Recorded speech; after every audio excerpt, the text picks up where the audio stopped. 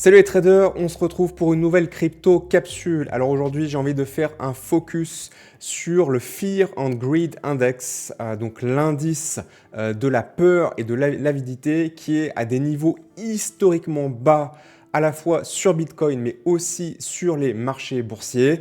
Est-ce enfin le point bas d'extrême capitulation qu'on attendait pour pouvoir recharger sur le Bitcoin et sur les cryptos? Faut-il attendre encore un petit peu?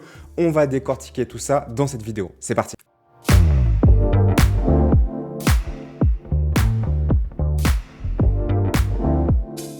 Allez, bonjour à tous, bienvenue dans cette nouvelle crypto capsule. Je m'appelle Sylvain Marche, je suis trader indépendant depuis plus de 20 ans et fondateur de Stradogy, le premier écosystème francophone de trading et d'investissement sur les crypto-monnaies.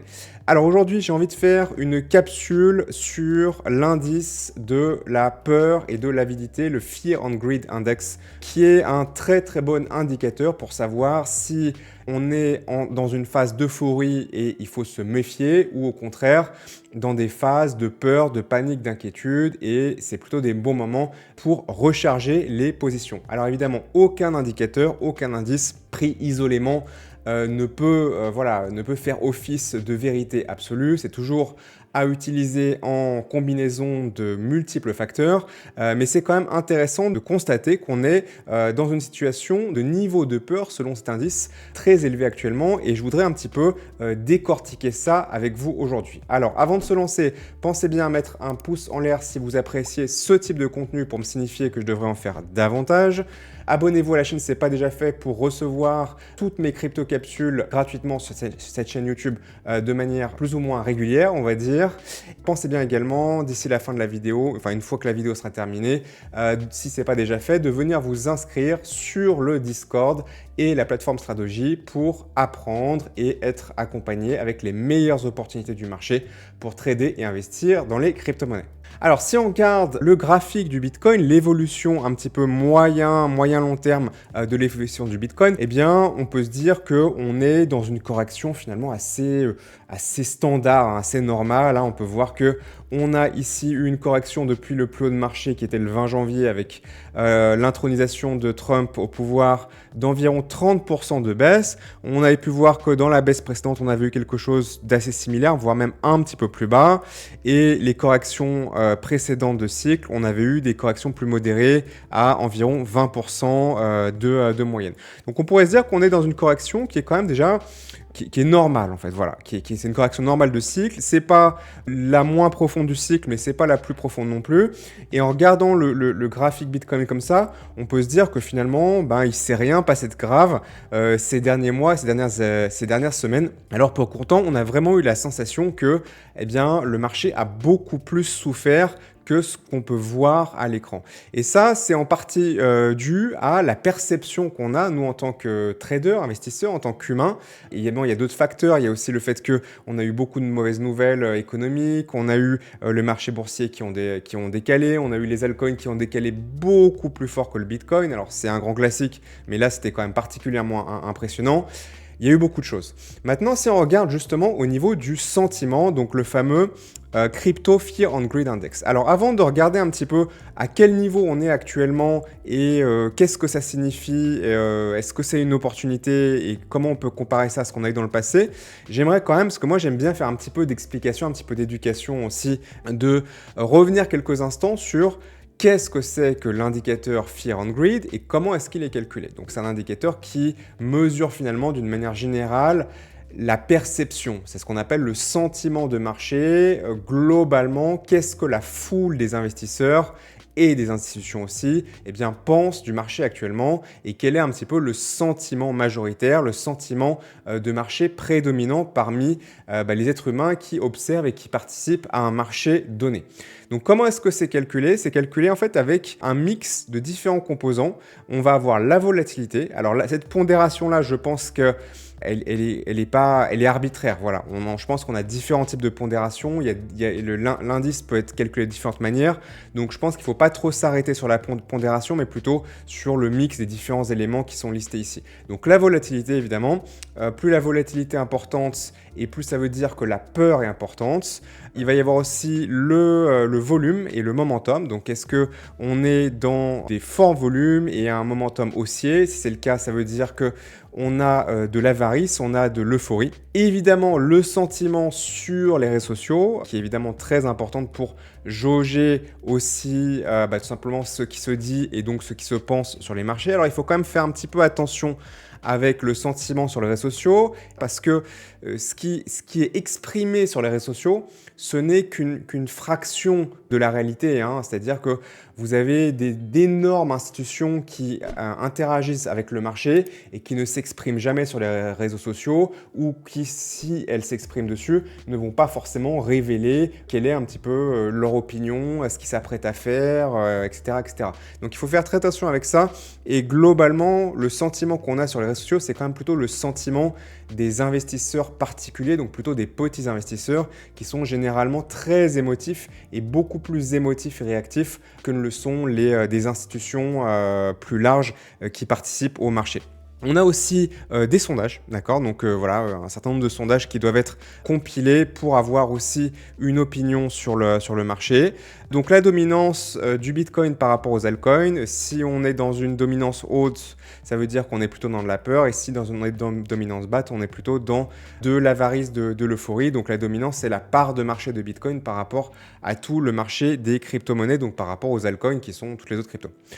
Et enfin, la tendance générale, et notamment la tendance sur Google, hein, qui permet d'indiquer un petit peu des tendances d'intérêt, d'accord, sur des recherches, des mots-clés en particulier. Donc, vous voyez que c'est un mix de plein de choses. Alors évidemment, c'est pas parfait, d'accord, mais globalement, c'est un indice qui existe depuis très longtemps et qui est généralement assez précis et assez efficace. Voilà. Donc, une fois que tout ça est pris en compte, eh bien, plus on est sur une valeur élevée, et plus on est dans de l'avarice et de l'euphorie, et plus on est sur une valeur basse, et plus on est dans de la peur et de la panique. Donc maintenant, regardons, c'était l'objectif de cette vidéo, regardons où est-ce qu'on est actuellement et qu'est-ce que ça pourrait vouloir dire. Donc je vais commencer par zoomer un petit peu. Là, on voit que on est actuellement, au moment où je parle, sur un indice de Fear and Greed sur cette méthode de calcul-là, hein. Il y a plusieurs sites qui proposent chacun un petit peu leur méthode de calcul, mais on voit qu'on est plutôt sur une valeur basse, hein, puisqu'on est actuellement à 32, et on voit qu'il y a environ un mois en arrière, on était descendu à 10. 10, c'est vraiment, vraiment historiquement bas comme valeur, hein. Il y a très, très, très peu de moments dans l'histoire de la crypto-monnaie où cet indicateur est allé aussi bas, à ce point là-bas, et est descendu jusqu'à 10. Donc une extrême peur et une extrême panique. Donc on voit que depuis ça se reprend légèrement, mais on est quand même encore dans une valeur plutôt évidemment basse. Alors maintenant, si on dézoome un petit peu et on regarde dans l'année qui s'est écoulée, on voit là aussi que c'est intéressant, puisque cette valeur-là de 10, eh bien c'est la valeur la plus basse qui a été atteinte sur les 12 derniers mois. Et on voit que on est vraiment passé d'un extrême à l'autre, puisque en novembre dernier, on était monté jusqu'à 94, donc quasiment le maximum d'euphorie. Vous voyez, c'était vraiment le moment, si vous vous souvenez, où tout était en train d'exploser, les meme coins étaient en train d'exploser.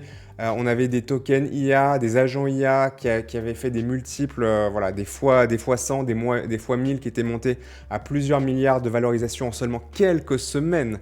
Donc on était vraiment au maximum de l'euphorie. On voit bien que cet indicateur a bien capté ce moment-là, et ça correspond à peu de choses près au moment le plus haut du marché, en particulier sur les altcoins. Maintenant, si je me mets en max, d'accord, et que je regarde ça sur toute la période depuis que cet indicateur existe, en tout cas sur la crypto et cet indicateur en particulier, donc on remonte jusqu'à février 2018. On peut voir que ce niveau 10, c'est quasiment le niveau le plus bas qui a été atteint historiquement depuis 7 ou 8 ans sur la crypto-monnaie. On voit quelques moments où on était allé plus bas que ça. Là, on a un 6 ici.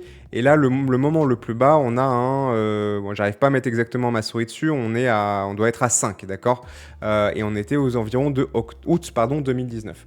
On a quelque chose quand même d'historiquement bas. On a un indicateur qui est quand même assez fiable. C'est intéressant aussi de coller ça à une courbe Bitcoin.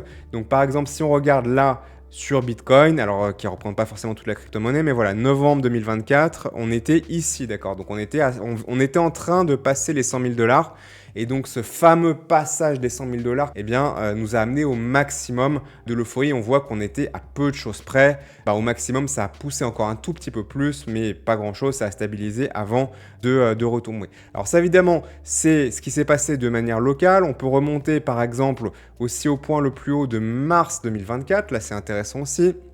Mars 2024, ça nous amène où? Ça nous amène au maximum local de l'année 2024 à 73 000 et ensuite on a eu 7 mois de descente progressive sur le Bitcoin et surtout les altcoins. Si on regarde maintenant de l'autre côté, sur les points bas, on a par exemple ici un point bas avec un Fear and Greed Index très très bas ici à 6, voilà ça, en juin 2022. C'était la grosse baisse qu'on avait eu là durant le bear market 2022 où on était passé de 30 000 $ à 17 000 $ en seulement quelques jours. Donc on peut bien imaginer que à ce moment-là, il y avait une peur extrême sur les marchés. Alors est-ce que c'est le point bas de zone? Non. Après, on a une longue stabilisation, on a eu un dernier dump, une dernière capitulation qui était due à la faillite de FTX, d'accord, pour atteindre le vrai point bas. Mais si on élimine la faillite de FTX qui aurait pu ne pas arriver aussi, d'accord, on était quand même plus ou moins, on aurait été au point bas. Alors ça serait pas remonté dans l'autre sens immédiatement, mais on voit que à part le dernier dump, on était quand même très très proche en termes de prix du point le plus bas sur Bitcoin. Alors, il est noté également que le Fear and Greed Index, c'est un indice qui peut être calculé de différentes manières par différentes entités. Donc là, on en a une ici, je vous mettrai les liens en description si ça vous intéresse.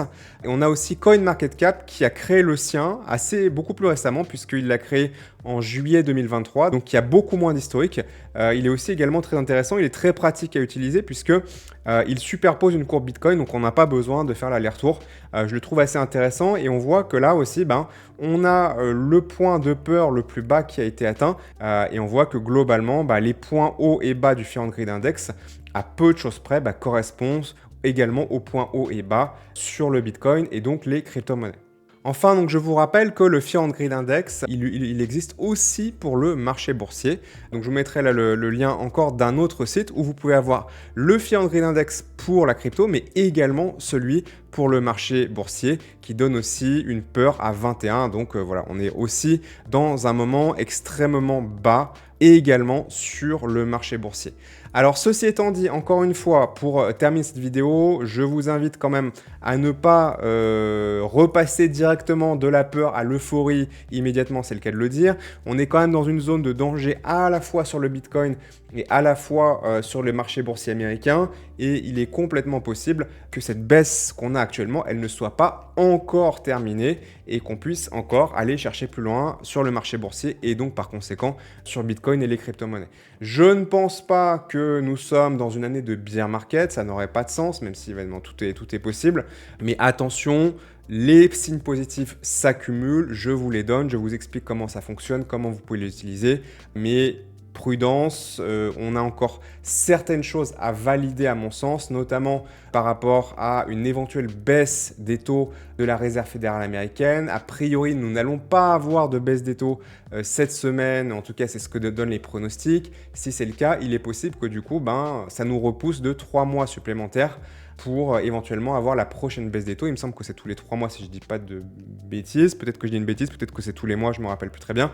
En tout cas, là, a priori, on n'en aura pas une. Et tant qu'on n'a pas de baisse des taux, ça peut stabiliser, ça va pas forcément continuer de baisser ou de crasher, mais ça va pas forcément non plus nous inverser de manière trop brutale à la hausse. Donc je pense qu'on a encore le temps de se préparer, de préparer les opportunités, d'être à l'affût et de éventuellement réentrer, mais rentrer de manière très très progressive sur le marché si vous aviez réussi à sortir de position, sécuriser tout ou partie de vos profits sur la jambe haussière précédente. Voilà ce que je voulais dire pour aujourd'hui. Finalement, on a fait un gros tour d'horizon sur ça, mais bon voilà, j'espère que c'était intéressant, même si c'était un tout petit peu plus long que d'habitude. Je vous retrouve très bientôt. Pensez bien, avant de quitter cette vidéo, à faire 3 choses. La première, un pouce en l'air si vous appréciez ce type de contenu pour me signifier que je devrais en faire davantage. Abonnez-vous à la chaîne pour recevoir gratuitement ces analyses crypto et opportunités plusieurs fois par semaine. Et enfin, rejoignez-nous sur le Discord et sur la plateforme Stradogy pour apprendre et recevoir les meilleures opportunités francophones du marché en trading et en investissement sur les crypto-monnaies. À très bientôt. Salut!